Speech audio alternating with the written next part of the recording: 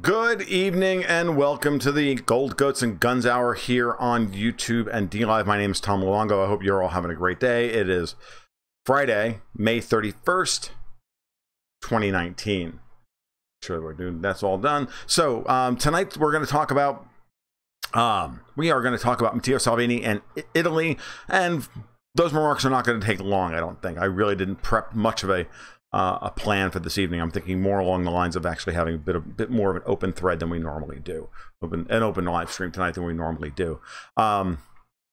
Sorry, it's just been that kind of week. I've been doing a lot of writing and finally took a couple hours off this afternoon, and it is what it is. So before we get started, as people like kind of filter into the chat, filter into the stream, you can follow my work over at goldgoatsandguns.com. You can follow me on Twitter whenever I feel arsed to tweet, over at TFL1728.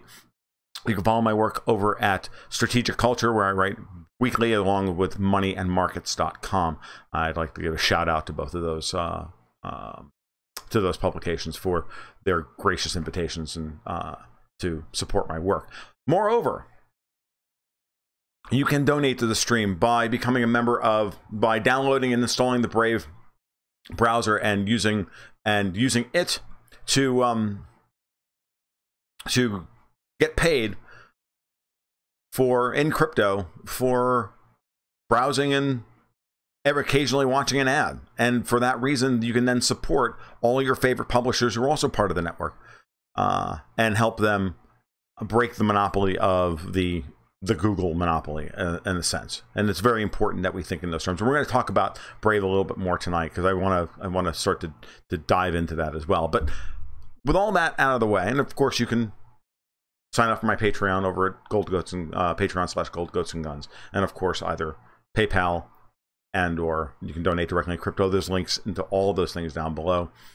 We'll go from there. All right, so now that we've got everybody in the stream, and now that all the T's and C's are out of the way, and all of that stuff, we can get to the commentary at hand tonight. So, Matteo Salvini, Italy, the fallout from the European elections. What's going on? What are we dealing with? Well, I've been thinking about this a lot. I wrote about this a lot. I've got an article coming out for Strategic Culture. I've got one probably out on Money Markets, if not right now, and talking about what's going on in gold and what I feel is happening in the gold market, because we had a huge pop in the price of gold today, and it's important, and in some ways it all ties into Salvini. I also did an interview yesterday morning with Rory Hall over at the Daily Coin, which he published, and I've got a link to in my latest blog on tomluongo.me. That you can listen to, and we discuss a lot of these issues as well. The more I think about the situation with Salvini in Italy and his admittedly fragile coalition with Five Star Movement, the more I begin to realize how much of a minefield this guy really is going to have to navigate over the next 6 to 9 months. We're into it now. Now that the European parliamentary elections are over, Salvini and Nigel Farage in Britain are now the leaders of the two most represented parties in all of European Parliament. Not that will confer upon them very much political power, but it is still significant. And the poll numbers for Lega, his party in Italy, only continue to rise. They seem to have taken plateaued now in the mid 30s, and support for the Democrats the traditional Democrats has dropped down to the low 20s. And now the problem is the situation with Five Star Movement, which they only pulled 17% the other day or last week in the European parliamentary elections, and that leaves the situation in Italy kind of a reverse of where we were in March of 2018 when the national election happened, where M5S polled around 33%, and Lega polled 17%. And that's the way that's the way the Italian parliament is currently situated. There's a lot of chatter day to day, every day. What's Salvini going to do now? Is he going to try and take over the coalition? Is he going to call for snap elections? Is he going to, what's going to go on here? And the more I think about it, the more it's obvious that that's exactly what the people who Salvini's opposition want him to do. The political operatives in Italy and in Brussels and around Europe want him, are trying to goad him into getting rid of his coalition partner, Five Star Movement, call for snap elections. Because when you really start to look at the political landscape, there's no opportunity here for him to be able to form a functioning coalition. What's the best he could do? In a national election, if Lega were to take somewhere between 34 and 35%, that would not be enough for him to put a coalition together with anybody other than Five Star Movement, who would then be angry with him for trashing their only year-old government, simply so that he could have 34% of the parliament and they would have 17%. The truth of the matter is that he's better served convincing Five Star of the rightness of his legislative agenda and let the government settle in and let everybody settle into the roles of governing for as long as possible before having to go that route, because there's no way he'll survive with a functioning Eurosceptic coalition in Italy if he has to call a snap election, pull 35%, Forza Italia pulls 8 or 9%, and the Brothers of Italy pull 5%, and that's just enough to get them over the line to, you know, plus or minus a couple points here or there, just enough to get them over the line to then create a coalition government. Well, I got news for you: his 35% won't mean anything. Just like Theresa May was completely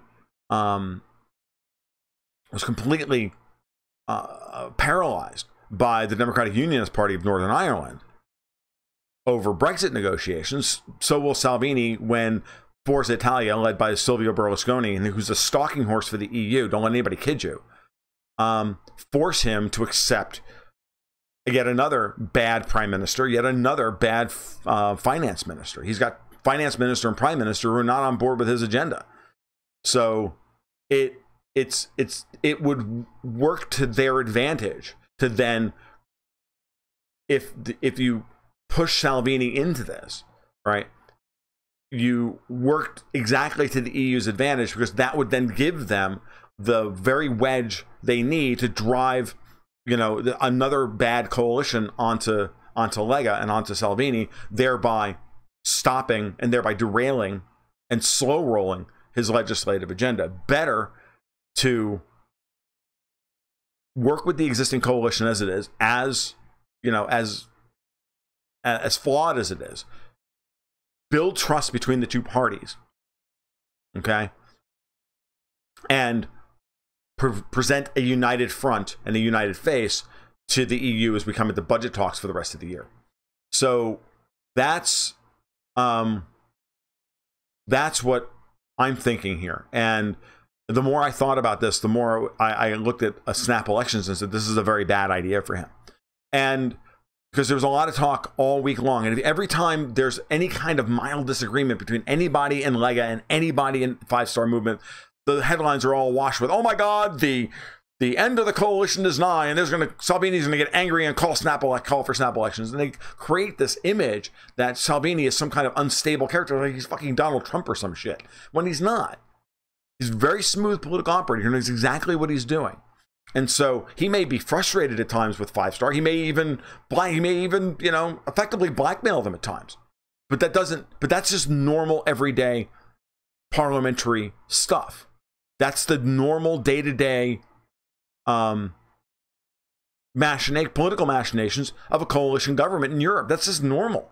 You never hear about the infighting between the CDU and the Social Democrats in Germany.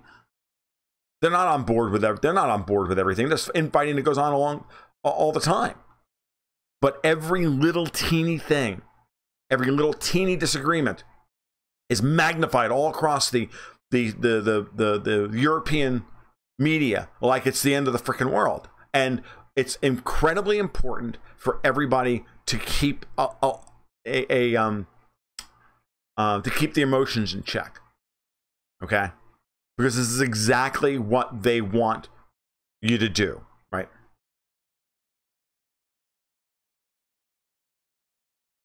So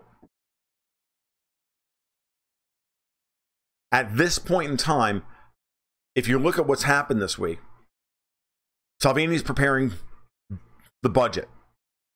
He was wrangling with Five Star Movement over his flat tax and infrastructure spending plan. There's disagreements in Italy, amongst the political, the political leaders of both parties as to what the legislative agenda should be. But remember, they've already implemented much of what Five Star wanted: universal basic income and some other things. And so what has to happen here? So it was only a matter of time before M5S would fall in line behind Salvini's tax cut plans and whatnot. Because Salvini's looking to put a flat tax in place in Italy. He's looking to replace the progressive Marxist progressive income tax with a flat tax, which is a huge boom. Okay. And yeah, the projections are that it may cost them a tremendous amount of money. And there's no argument that this is a fiscally responsible situation in Italy in any manner, shape, or form. Okay, it's not that. I mean, the Italians are in a very bad place fiscally, but German austerity, as opposed to what Austrian economists would call austerity. The German austerity is the most vicious and pernicious version of austerity there is. This is the neoliberal IMF style bankrupt the country austerity, and it's twofold. It is raise taxes and cut government spending and force the government to run a very tight budget, even budget deficit at a maximum, in this case in Europe, of 2%. But it's to raise taxes and throttle any kind of recovery and force the bondholders, force the people to pay back all the bondholders at par. Creditors, don't take any risk here. And this is bullcrap, frankly. You lend money to somebody and they're a bad steward of it, you're on the hook on the other side. And so the raising taxes and cutting spending is what has destroyed Greece. It's what is honestly continuing to destroy Italy. It's continuing to hollow them out because they can't grow their way out of this, because the high tax rate to cover the debt servicing without any kind of debt restructuring or any kind of, frankly, debt jubilee is insane. So something has to happen here. The Italians owe too much money for anybody to be quibbling about a budget deficit at this point. Now, Hypatia is asking me, what are some examples of a flat tax leading to a good outcome? Russia has a flat tax of 13%. The only thing there's two things keeping the Russian economy from growing at 4% right now. One is the Russian central bank holding interest rates at about about 3/4 of a full point too high, and the other is their 17% VAT. If they were to cut the VAT to 11% or 10% with a 13% flat tax, and the Bank of Russia would cut their overnight lending rate to 7% or even 6.5%, the Russian economy would grow like gangbusters, and it wouldn't lead to any kind of a credit bubble, because it's still a 6.5% lending rate. Okay, if you look at the Russian yield curve is screaming for a 75 basis point cut, and the 17% VAT is killing the domestic consumption economy, and so your interest rates are too high, which is stopping retarding investment. I'm not saying it should be 3% or 2%. I'm saying it should be somewhere close to the actual market, what the market is demanding. And if you look at the yield curve, the market is demanding 6.5 to 6.75 to 6.5%. And at the same time, the VAT is killing the consumption side of the economy. We have a 7% VAT here in the United States. In fact, we have sales tax, which varies between 5 and 8% depending on where you live. Okay, that's our VAT, right? Europe, you guys have far higher VATs and even higher income tax rates. It's insane. So Salvini's right to want to go to a flat tax system, because a flat tax system says at the end of the day, look, you're going to pay this. I don't know in the proposal whether there's whether some things are exempted or not, right? I don't know if there's deductions, right? I know that the flat tax proposals have been put forth here in the United States have all been just, what did you make? Here's 50, whatever 15% of that is, send it in, right? You know, that should be your income tax return. It's not particularly good. I don't think that we should be paying a 15% flat tax at at lower income levels. I don't think anybody should be paying income taxes. I mean, don't even get me wrong. Don't even get me started. Remember, I don't believe in income taxes. I think they're freaking theft, and I think they're vile, and I think they're immoral. I also think they're just bad for everybody. I think they're bad for the government. I think they're bad for businesses. I think at the end of the day, the government should do very little and should fund what it does, and what little it does do, it should fund through, you know, excise taxes or, you know, users fees for some of its services, and that's pretty much it.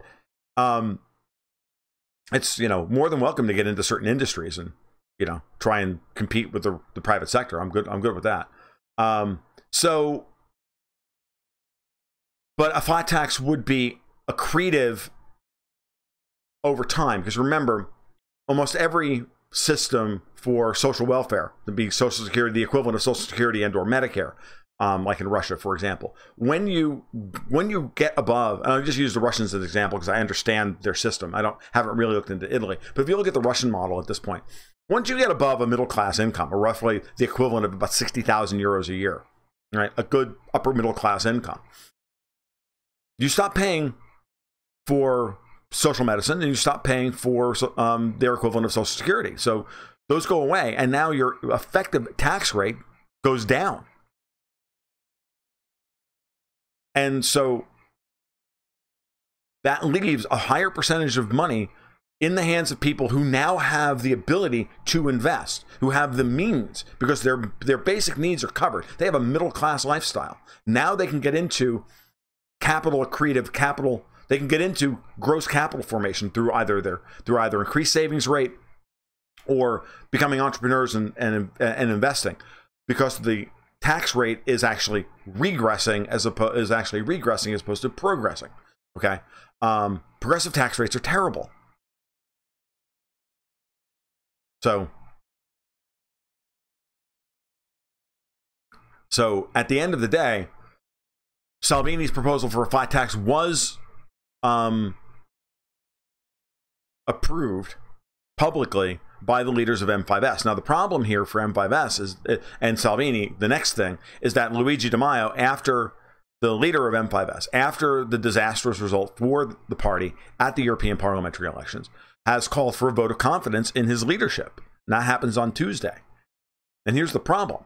Problem is that the problem for that is that Di Maio and Salvini get along pretty well together. And anybody that Salvini would be dealing with as the new leader of the party, most likely going to be more confrontational. So,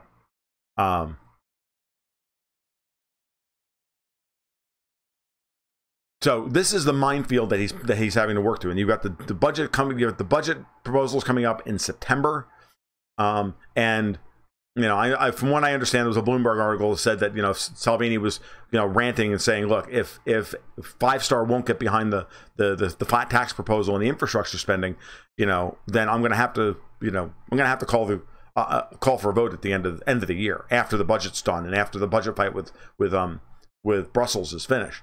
Brussels is already now threatening to fine Italy $4 billion of money they don't have to not spend more money than they don't have. It's just crazy for violating budget rules, even though France gets to do it every day. That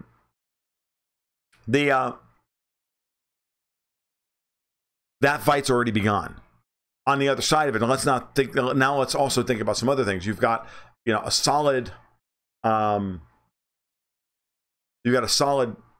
Eurosceptic coalition now in the European Parliament, as the new Council of Ministers is put together and the new government, effectively the new European government is put together between now and July. There's a possibility for some Eurosceptics to actually get some choice appointments going forward. I don't know if that's going to happen or not, but I'm expecting that there will be some political horse wrangling. You know, there'll be some political horse trading, because there are too many issues outstanding. Salvini can, you know, if Salvini doesn't get anything out of Angela Merkel and the bully boys in Brussels, then he'll just veto Russian sanctions. I mean, he has that available to him. He has a number of things he could just veto flat out that would piss off the leadership in Brussels and piss off the Americans and piss off everybody. Okay, so he's got leverage, and I expect him to use that to his advantage. And the same thing with Le Pen and Orban and Farage, for as long as Farage is in European Parliament. So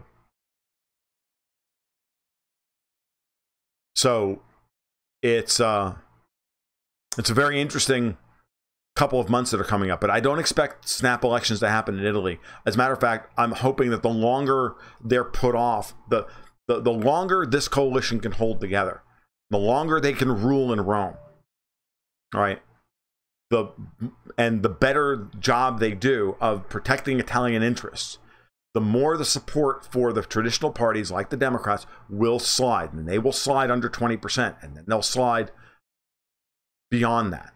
Okay, that's important. Okay, it's important to understand that the Democrats are holding on to 22% out of inertia, and we're getting very close to them dropping below 16%. And the 16% barrier is the mark. And once you start getting into that range, so this is what we're going to be. I'm going to be watching like a hawk over the course of the next couple of months to see if the polling out of Italy sees the further degradation of the Democrats' vote. I don't really care who it goes to. It could go to Forza Italia. It could go to a minor leftist party. That's fine. What matters, and it could, you know, a couple of points could, and we could start to see Salvini creeping up towards 37, 40%. Once Salvini gets into the 40% range, the calculus begins to change completely. And he and Five Star Movement may actually agree to allow for snap elections, where he becomes the leader of the government, kicks out the finance minister, Tria, kicks out Conte as prime minister, and puts the fucking screws to Mattarella, the president, who forced those two cucks, for lack of a better term, on those guys last year.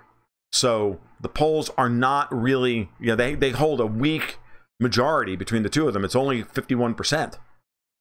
You know, they really need to have 55, 56, 57% between them. And they don't give a crap. And honestly, I don't really care how it works out. But right now, it's very dangerous and it's very tenuous. And so you want to hold on to this coalition for as long as possible and get as much done as possible and get the Italian people on your side as much as possible. And this brings me back to gold.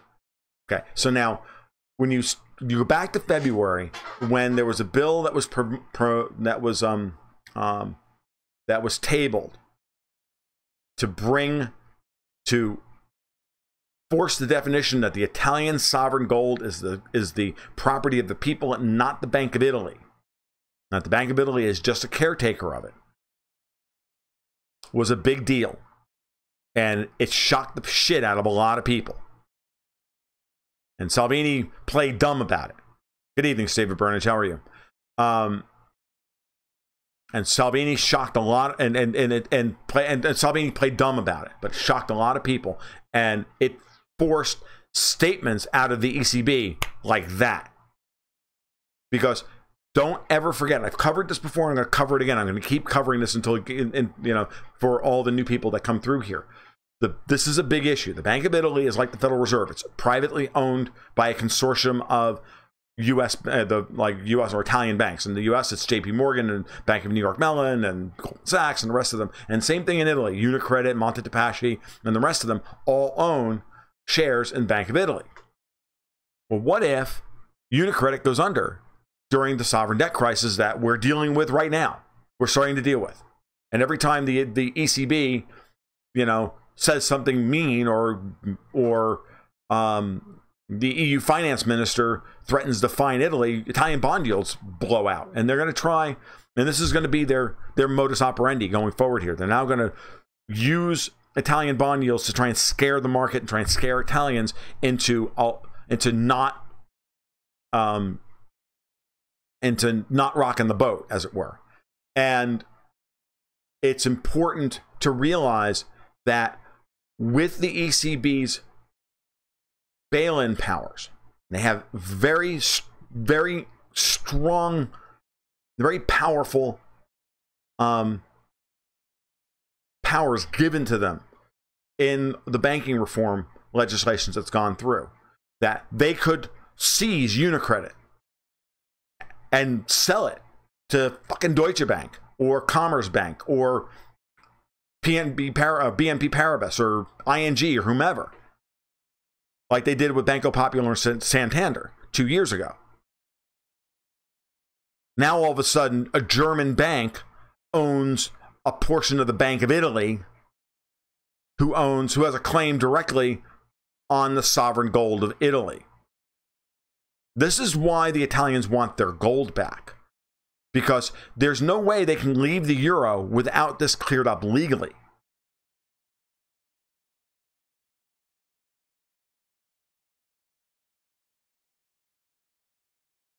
There's no way they can introduce a parallel currency that, like the mini bot idea, which is coming, by the way. Salvini's playing possum on this, but that's coming next year. And he knows that that's what he's got to do. He's got to have an internal trade currency coming. He's got to. It's just what has to happen. So this is important because as capital begins to really flee out of Europe, the banks are going to come under even more pressure. The ECB is going to start, putting the screws together to try and hold everything together and consolidate its power around the continent. And this needs to be resolved if Italy's going to have any chance of asserting its sovereignty.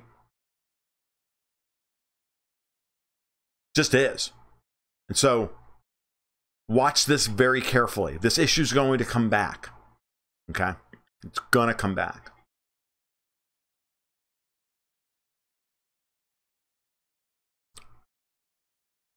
Stephen Byrne and Stephen Byrne is like, he's reading my mind. I talked about this in a blog post, on one of my blog posts today, or for Money Markets. I wrote like 4,000 words on this of the last couple of days. Stephen Byrne is telling me, on gold, did you see that the last 2 days, Matteo, the Prime Minister of Malaysia, suggested they need a neutral currency to conduct trade across East Asia and suggested gold was the best candidate. I did see that, Stephen. As a matter of fact, I found it really funny. That's Matteo Mohammed, the Prime Minister of Malaysia, tweaking Donald Trump's nose by saying that the dollar is no longer a good international trade currency because, well, tomorrow Don could wake up and not take his Adderall and, tell us that we're not allowed to trade, Thai rice anymore because the United States wants to get into the rice business. So, yeah, I did see that, and I thought it was incredibly important because not only did he say that, but in the same 24-hour period, he also said that anybody promulgating the idea that Ukraine shot down MH17, or that the Russians shot down MH17 over Ukraine, were wrong because they don't have any actual information. And another shot across the bow of the United States. Expect in the next 2 to 3 weeks, Malaysia to come under pressure from the United States.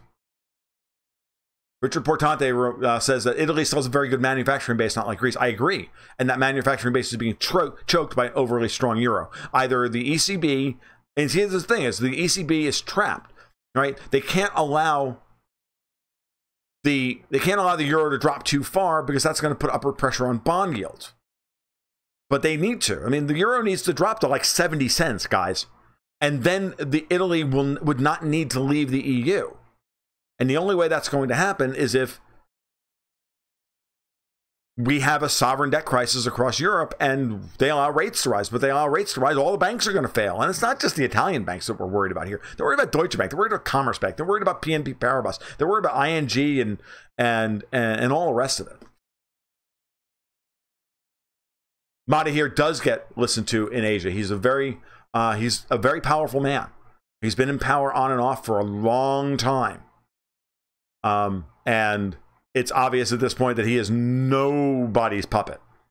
If he's talking about those things, he's nobody's puppet. I've always been kind of shaky on Matteo Mohammed. I did not see that, Tom. Portugal became the first Eurozone country to sell debt in Chinese yuan. I did not see that. That's actually really quite interesting. That's actually fascinating.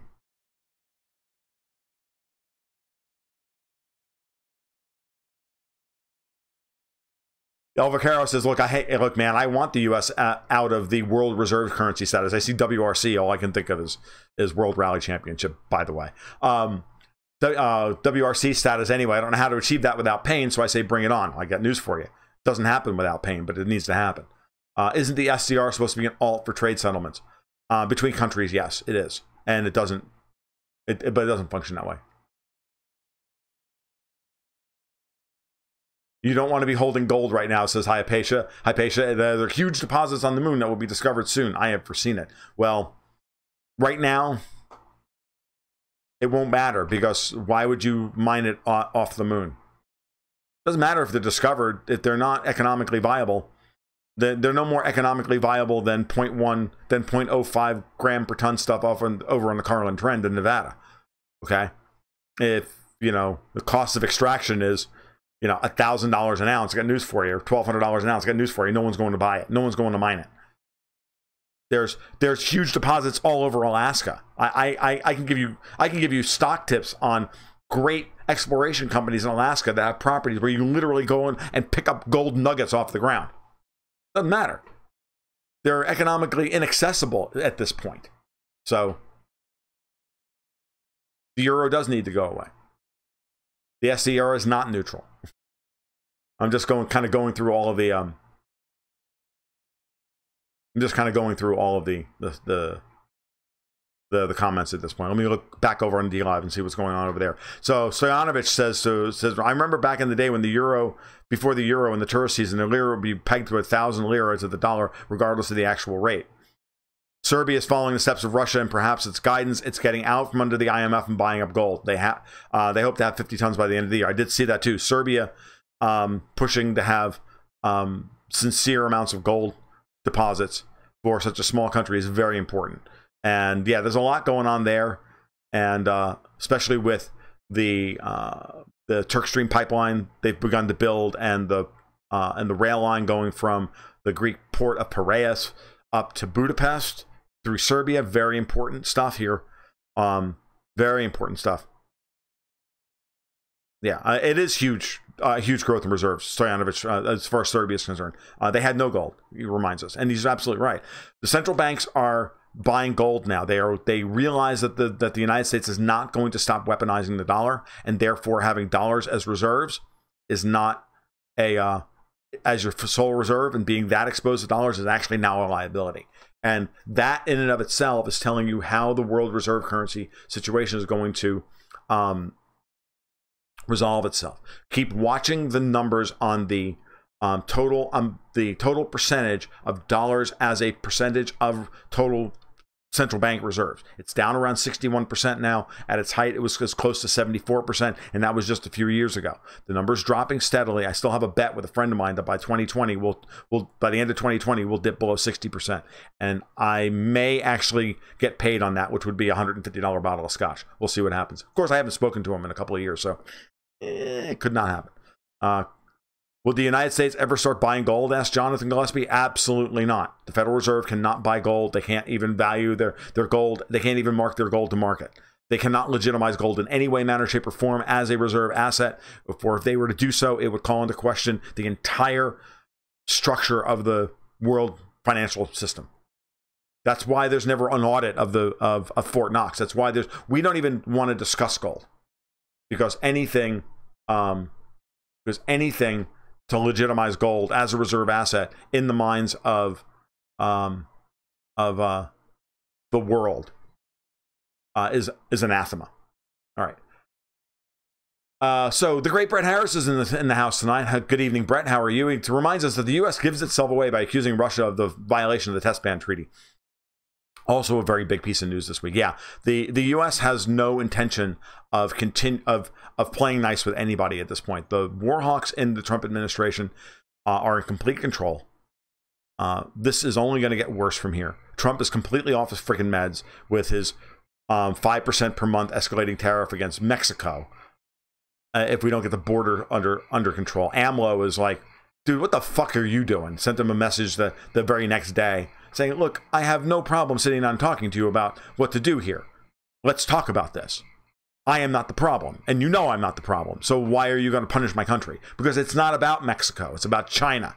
It's about China getting around the tariffs by sending the stuff to Mexico and then rebranding the stuff as having come from Mexico and not from China. That's why he's doing this, by the way, because, you know, Trump refuses to accept the fact that you can't stop things. You can't stop humans from doing trade they want to do.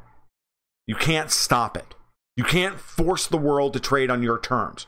You have to accept the terms.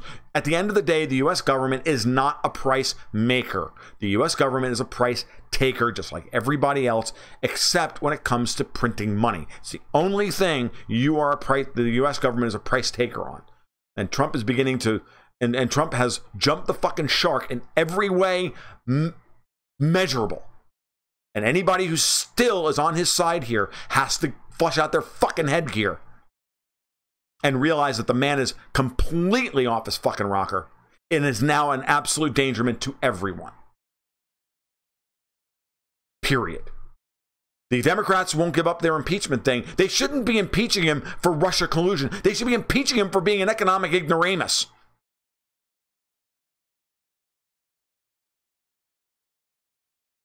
Investigators estimate that Khodorkovsky has stolen $51 billion from local U.S. Yukos shareholders. I didn't hear this at all. That's freaking amazing. So is he still doing that?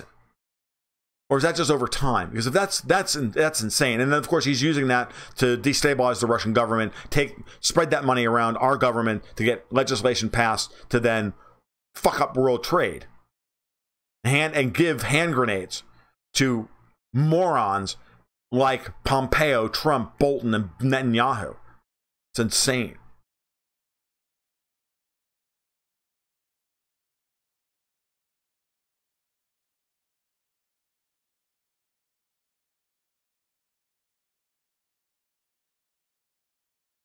Let me see what else we got here. I'm trying. You guys went through a lot. There's been a lot of comments. I'm behind on. That's the beautiful. El Vaquero says at the end of the day. That's the beautiful thing about the laws of physics. Try as you might, you can't break them. Do you think the Americans will have a silver standard? There's plenty of silver on these two continents. Nope. Nope. Silver will never be a monetary asset ever again. Silver by the end of 2030, probably the end of 2030 or so, silver will no longer be a monetary asset of any measure. There's too many industrial uses for silver. It's going to all get consumed. And once the scarcity ratio falls, it will fall to extraction price. What kind of scotch? I think whatever I ask for. In my personal opinion, it'll be an 18-year Macallan. Yeah, probably the 18-year Macallan.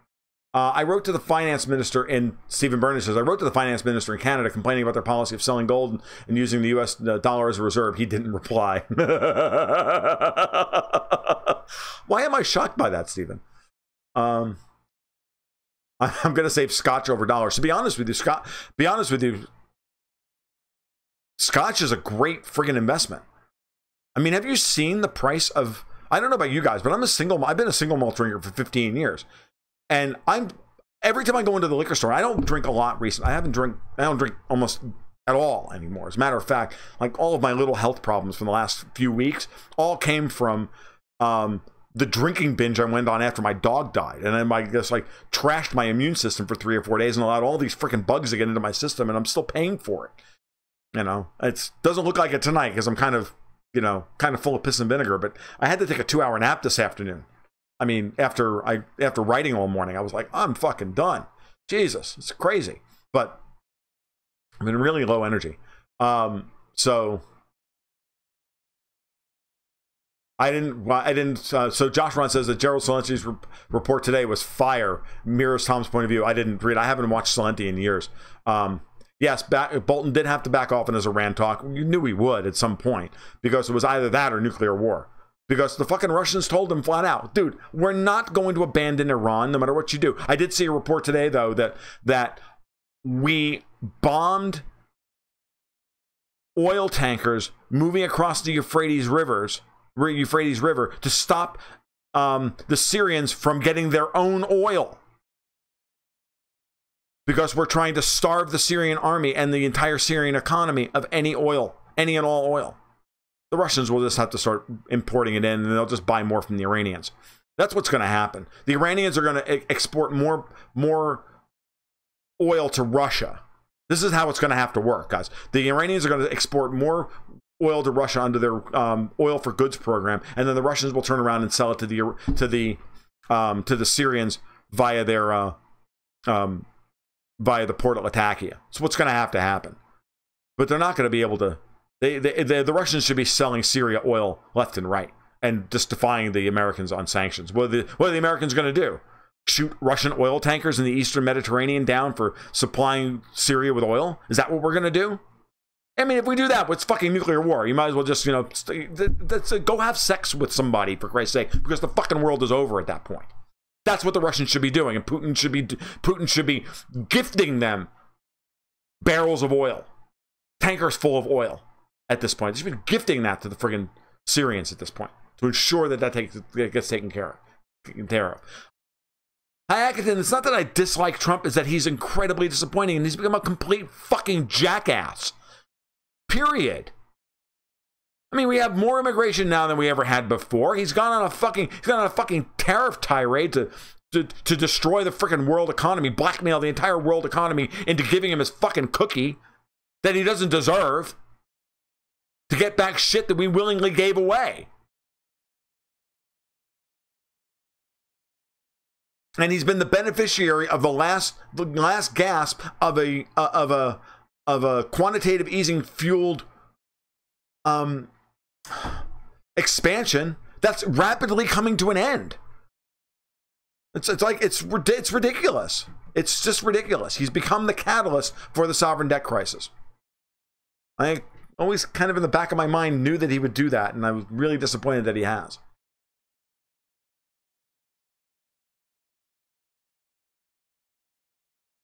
Silver is far more plentiful than gold. The natural ratio is around 22 to 1.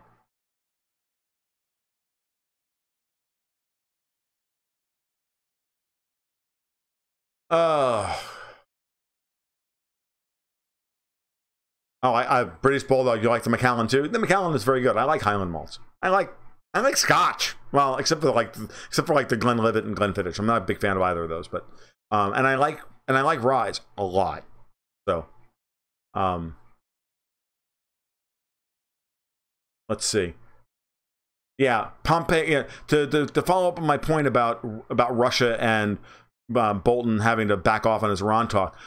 Brett Harris reminds us that Pompeo looked a bit pale after meeting with Putin. Oh, yeah. Yeah, that was not lost on anybody. I'm sure Putin told Pompeo to go pound sand and, again, stay away from the fucking buffet table, you fat ass.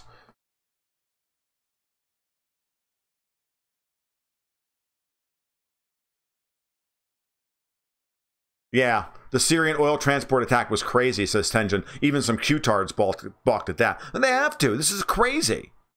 Like, the Syrians are not allowed to they don't have access to their own oil fields. The only areas we control are their oil and the border crossing between Iraq and Syria. So to stop Iran from bringing oil in across that way. That's why we're there. We're there to starve the Syrian people of oil so that they can't have any.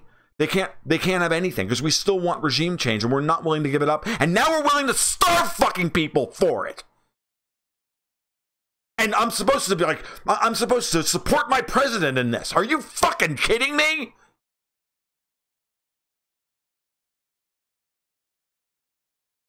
That's why I should just name this talk tonight. Are you fucking kidding me? This is not fucking MAGA, Don. Fuck you, you orange fucking retard. God. Am I aware of the Heritage Foundation? Yeah, a little bit. They appear to be pulling the strings. Yes, they are.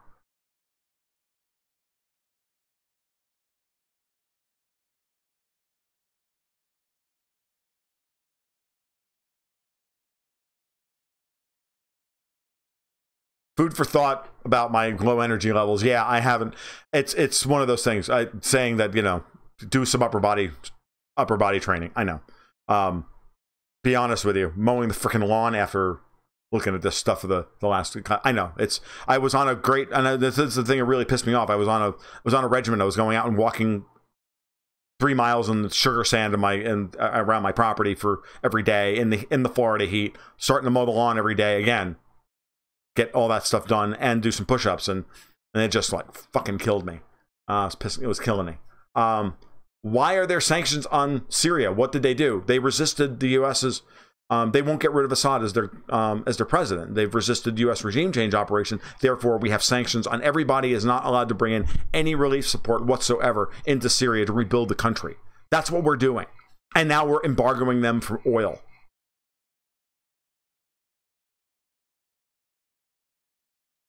In my opinion, the world should conduct an above-ground nuke test where all the leaders and scientists get to watch, and as long as we can maintain them, their effects should not pass from living memory.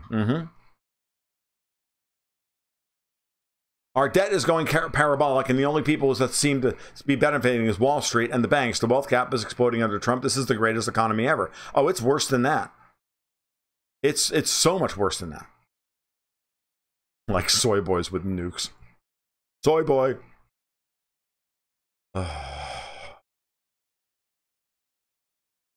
Is there a gluten-free scotch? No. Kind of by definition, your scotch is barley. And barley's got a lot of gluten in it, which is why I don't drink a lot of scotch anymore. I like rye too, got gluten in it as well. I mean, but the only thing you can the only good spirit that's would be gluten-free. Well, I guess Kentucky, bourbons are mostly corn mash, right? But even then, this corn mashes, straight corn mashes taste like shit anyway. Most of the best ones are grain blends, but also rums, right? Because that's sugarcane. And there are some very good rums on the market. You just got to get like the 9-year ones. Just stay away from anything that hasn't been fermented, it hasn't been barreled for at least aged for at least 9 years. I'm not saying sell your silver. Silver's going to do very well when gold pops. Silver's going to do very well. But after this next cycle, ArchieTube, I don't see that there's going to be much of a huge market for silver monetarily after this next monetary spasm. There's going to be one more big blow off top for silver, and then it's going to be. I think its best days will be behind it as a monetary asset. I think it all ends by then. But don't sell it now. You'll be selling the bottom. Yep.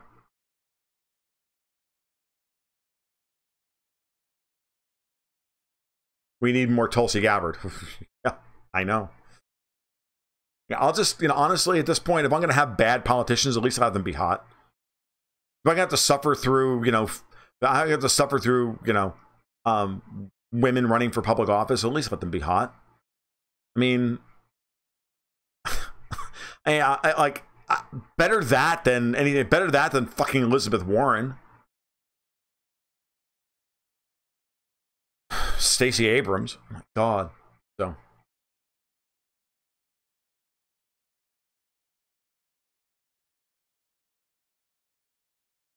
Stoyanovich says that the attack on the Syrian oil, not barrages, but barges, may lead to S-300 deployment against NATO air assets. I would certainly hope so at this point. I would certainly hope that at some point Putin has to start bringing in oil to Syria and has to start getting serious about this. Now I know that the at the same time as this is going on, the Russians just started carpet bombing Idlib, all of the quote unquote demilitarized zones that the Turks dragged their feet about, and Erdogan got put in his fucking place by Putin. The Turks are screaming about this, and Putin just said, "No, fucking bomb them all. You guys can't and won't do your job. Stop playing both sides against the middle, you fucking cockroach, and get with the goddamn program." You want me to save your country? You want me to save your presidency? Wipe them out, all of them. Because those sons of bitches keep sending drones in to attack Russian assets because Erdogan is playing footsie with the United States not to get completely wiped out in a currency war. That's why he's doing this.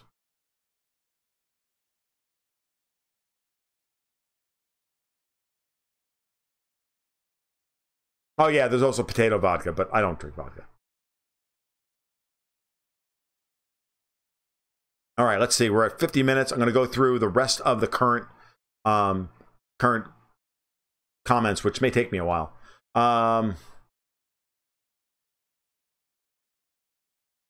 Did you see Jeremy Hunt's disgusting denial of mistreating Assange? I did. Jeremy Hunt is a scumbag. Yeah, well, so is gold. In a 10-year downtrend, Hayakaden. We're very close to the bottom in both of these. Who or what power structures exactly do you think are behind risking nuclear war over oil pipelines for Saudis? It's not just oil pipelines for Saudis. That's not what this is about. This is about Israel. This is about Israel. This is about Trump is going to blackmail the world to make the world safe for Israel, so that he can say to the world he solved peace in the Middle East with a bad deal, and so that he can get his fucking face on Mount Rushmore. That's what he wants. That's where we are, guys. That's what we are.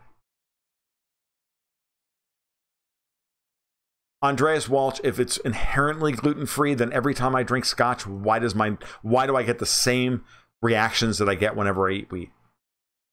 It's crazy. If I drink rum, it doesn't happen. There's something comes over in the distillation that is really, really allergenic. Jameson's is smooth. It's a little sweet for my taste. I prefer Bushmill's Black Label. Personally, Tom. Just saying.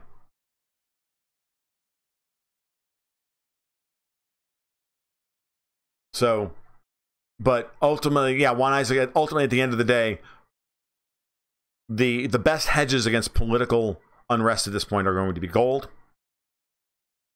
silver, and cryptos. That's where your political hedge risk is going to be. Because that's where people are going. That's where retail investors who cannot move will move into gold and silver, and the ones that do want to have their capital be mobile will either move into U.S. equity, U.S. blue chips, because they're very mobile around the world, because they're listed everywhere, and cryptos, because cryptos are easy to move across borders, because cryptos don't give a fuck about borders. We need less Bolton. You goddamn right we do.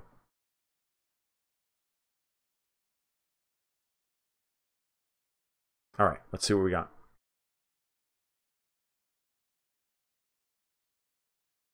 The ZH just posted an article saying that the Saudis are trying to control the world into fighting Iran. I mean, don't get me wrong. Most of what's animating the United States is this Kushner deal to create a solution for the Palestinian-Israeli problem, right? Don't mistake that the Saudis aren't also doing this for their own benefit. They want the Iranians off the market. They are radical Sunni Wahhabist assholes. They're trying to wipe out the Shia. This is very important to them. And because of our fundamental desire to destroy the Iran regime and make the world safe for Israel, in foreign policy circles all across Washington, and as far as the baby boomers and the old Cold Warriors are concerned, until they're gone, this is going to be U.S. policy. Okay, it's going to be U.S. policy for another 10 years. Only until the financial crisis finally sweeps the United States up in the rest of it. But the Saudis aren't long for this life unless they start taking other currencies for their oil, and then that will cause the death knell of the U.S. support for them. So that's not going to happen.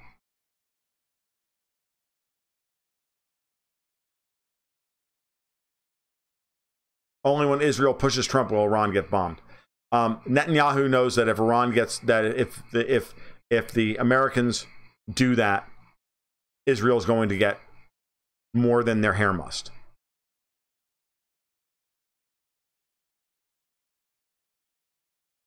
The Middle East was better off before we decided that we could bring them democracy. The Middle East was better off before we ever, before they found oil. So what exactly did Putin tell Pompeo? Well, we'll never know, Stephen Burnage, but from my position, what I'm thinking is that he told him, one, we're not going to abandon Iran. You can get stuffed on that everybody would rather eat dirt, and that at the end of the day, if we have to, we will sell everybody in the region that their credit's good. Halsey and I were talking about this the other night, and Halsey brought up the point. And I think Halsey's mostly right about this. I'm not completely right, but this is Halsey's point. It's like, look, Putin probably just told them, like, look, the credit's good with us. We run a massive trade surplus. We have $500 million in friggin' $500 billion in foreign exchange reserves, and our economy is soon to be, and the important part of our economy is soon to be booming in a way that you will not be able to stop. Gazprom will make more money in a year that will then, after taxes, and will generate enough taxes for us in a year that we can keep Iran's quote-unquote resistance machine running indefinitely. And if you think that you're going to stop us from doing that, you're out of your fucking mind. So get with the program or eat hypersonic missiles at some point, because the last thing you want to do is prove to the world that your aircraft carriers are gettable. Because once that happens, all of your gunboat diplomacy fades. And now you got to start cutting deals with people. Even though you may lash out and turn everybody into a parking lot and threaten fire and thunder, and there may even be some limited nuclear confrontation. Doesn't matter. We're prepared for it, and we'll fucking deal with it. I'm convinced Putin told Pompeo all of that. And Pompeo went in there to say, come on, man, just let us have our little regime change in Iran, and everything will be good. We'll lift sanctions on you. We'll get out of Ukraine. We'll do this. We'll do that. Putin's like, no, I'm going to win all that too. Fuck off. And I'm going to tell Trump this next month when I meet him with the G20. And I'm going to tell Europe the same goddamn thing. And we're going to finish Nord Stream 2. And we're going to continue to embargo Ukraine of oil and coal.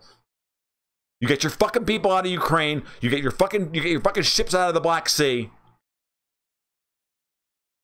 And you stop this bullshit now. Or bring it, motherfucker. I'm prepared for it.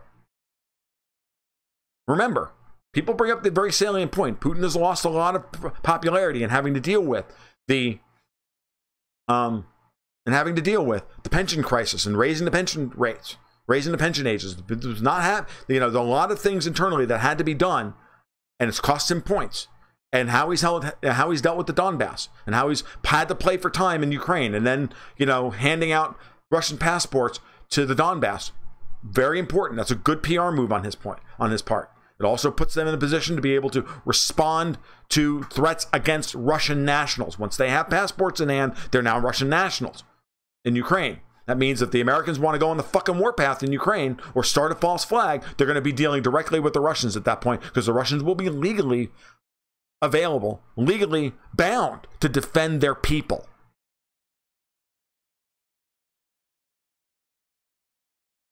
All of these games that Bolton is playing, every goddamn one of them, they're all going to fall fucking apart as Putin stands his ground and continues to say no. So all they got to do is continue to say no. At some point, everybody, at some point, all you can do is say no one more time. And people like Bolton don't understand this, and people like Trump hate being told no. They just fucking hate it. And Trump, every time he's told no, doubles down, grabs another rebuy, puts more chips in the fucking pot, and says, "Fuck you, motherfucker!" And we're doing this now. Well, fine, you're completely out of your fucking mind. We've already game planned this out, and you still fucking lose, Don. So the more you put yourself out there, the more you overextend yourself. Every time Trump puts another tariff or another sanction on another fucking poor asshole just trying to lay some fucking pipe or ensure a goddamn oil shipment, all he's doing is ensuring that no one's going to ever want to deal with the United States ever again.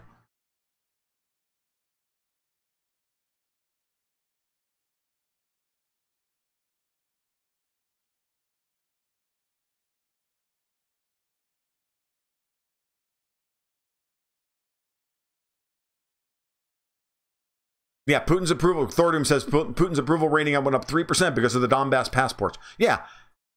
Now wait. Now airstrikes in Idlib.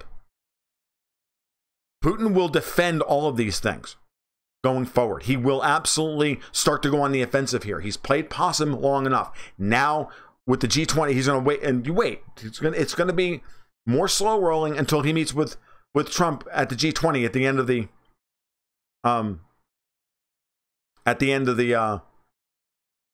the month.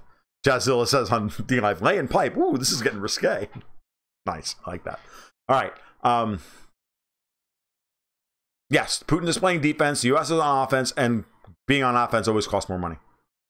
I've never seen this much chaos in our foreign policy and national politics in all my lifetime. There has to be an underlying reason. The global economy is running on fumes. It is. They're all scared to death about losing power. And when they're scared to death about losing power, they lash out in the most irrational ways imaginable. The numbers are so bad, it's crazy. And that's what's happening, Tom. All right, we're at an hour. I'm getting close to being done here. So, and I've got some stuff that I want to do before I go to bed. So, it all looks good though. I mean, it's all crazy, but I think it's all starting to play out. Here's the kicker for you. After all of this shit that's been going on, gold popped $30 in the last 36 hours.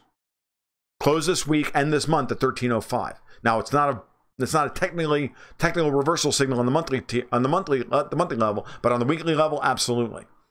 Huge movement in gold in the last 36 hours. Okay? Probably marking now that we're done with this downdraft in gold, and we're going to start see another move back up towards the post-Brexit high. All right?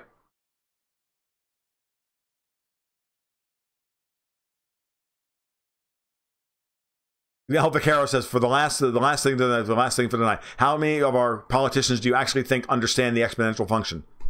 None of them. None. That's the problem.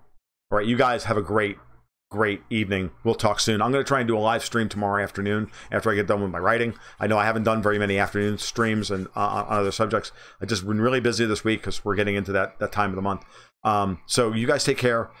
We will talk soon. Be well. Great stream as always. Really appreciate everybody coming out tonight, as always. And if you like what you heard tonight, please give a like and subscribe down below.